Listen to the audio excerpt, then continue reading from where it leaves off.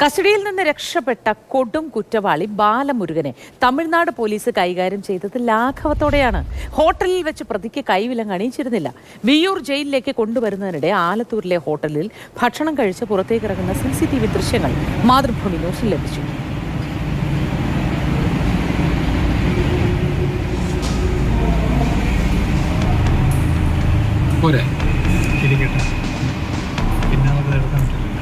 MS Lisho വിവരങ്ങളുമായി ചേരുന്നുണ്ട്. Lisho, good morning. നമ്മളെ സുഹൃത്തുക്കളൊക്കെ കൂടി പുറത്തുപോയി ഭക്ഷണമൊക്കെ കഴിക്കാൻ പോകുന്നത് പോലെയുണ്ട് ദൃശ്യങ്ങളിൽ കാണുമ്പോൾ, ഒരു ഭായി ബന്ധം പോലെ.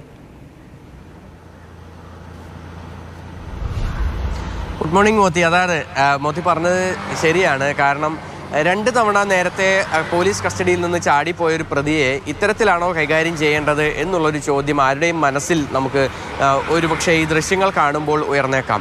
കാരണം മറ്റൊന്നുമല്ല, തമിഴ്നാട് പോലീസിൻ്റെ പക്കൽ നിന്ന് 2 തവണ ഇയാൾ ചാടിപ്പോയതാണ്. ഇപ്പോൾ 3-ാം തവണയാണ് ഈ പ്രതി ചാടിപ്പോകുന്നത്. ആ ഒരു സമയത്ത് ഇയാളെ ജയിലിലേക്ക് എത്തിക്കുന്നതിന് തൊട്ട് മുൻപ് ആലത്തൂരിൽ ഭക്ഷണം കഴിക്കാൻ ഇറക്കിയതാണ്. അത് ഭക്ഷണം കഴിച്ച് മടങ്ങുമ്പോഴൊക്കെ തന്നെ നമുക്ക് ആ ദൃശ്യങ്ങൾ വ്യക്തമാണ്. കൈവിലങ്ങൊന്നുമില്ല. സാധാരണ ആളുകൾ ഭക്ഷണം കഴിക്കാൻ വരുന്നത് പോലെ തന്നെ, അതുപോലെ തന്നെ മടങ്ങിപ്പോകുന്നതും ഒക്കെ തന്നെ അതുപോലെ തന്നെയാണ് ഉള്ള ആ ഒരു ദൃശ്യങ്ങളിൽ നിന്ന് തന്നെ വ്യക്തമാണ്. അതായത് ഇത്രത്തോളം 53 കേസുകളിൽ പ്രതിയാണ്.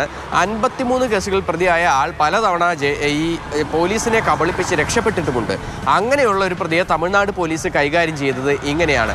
2 കോൺസ്റ്റബിൾമാരും ഒരു SI അടങ്ങുന്ന 3 പേർ മാത്രമാണ് ഈ ഒരു കൂടെ ഉണ്ടായിരുന്നത്.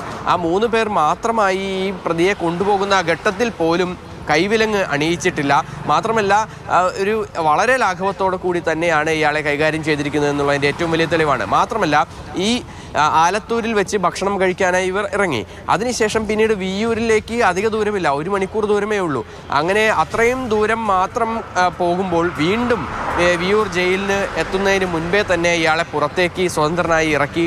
എന്തിന്, മൂത്രമൊഴിക്കാൻ എന്ന പേരിലാണെങ്കിൽ പോലും സ്വതന്ത്രനായി ഇറക്കിയത് എന്തിനാണ്? അതായത് ഇയാൾ ഇറങ്ങി ഓടിയ ഒരു സ്ഥലത്ത് നിന്നും വളരെ കുറച്ച് ദൂരം, അതായത് 100 മീറ്റർ മാത്രം മാറിയാണ് വിയ്യൂർ സെൻട്രൽ ജയിലിൻ്റെ പ്രധാന കവാടമുള്ളത്. വിയ്യൂർ സെൻട്രൽ ജയിലിൻ്റെ ആദ്യ കവാടമുള്ളത് അവിടെ നിന്നും ഏകദേശം 10 മീറ്റർ മാത്രം മാറിയാണ്. അങ്ങനെയുള്ള ഒരു സ്ഥലത്ത് ഇയാളെ എന്തിന് ഇറക്കി എന്നുള്ള കാര്യത്തിലാണ് കേരള പോലീസിന് സംശയം. തമിഴ്നാട് പോലീസിൻ്റെ നടപടികളിൽ കേരള പോലീസിന് വലിയ സംശയമുണ്ട്. അതുകൊണ്ട് തന്നെയാണ് ആലത്തൂരിലെ ഈ CCTV ദൃശ്യങ്ങൾ പോലീസ് പരിശോധിച്ചതും അതിൽ എത്രത്തോളം ലാഘവമായാണ് പോലീസ് ഇയാളെ കൈകാര്യം ചെയ്തിരിക്കുന്നതെന്ന് മനസ്സിലാക്കിയിരിക്കുന്നത്. എന്തായാലും ഇതുവരേക്കും ബാലമുരുകനെ പിടികൂടാനായി കഴിഞ്ഞിട്ടില്ല. ഇപ്പോഴും അന്വേഷണം തുടരുകയാണ്. ശരി ലിഷോയ്.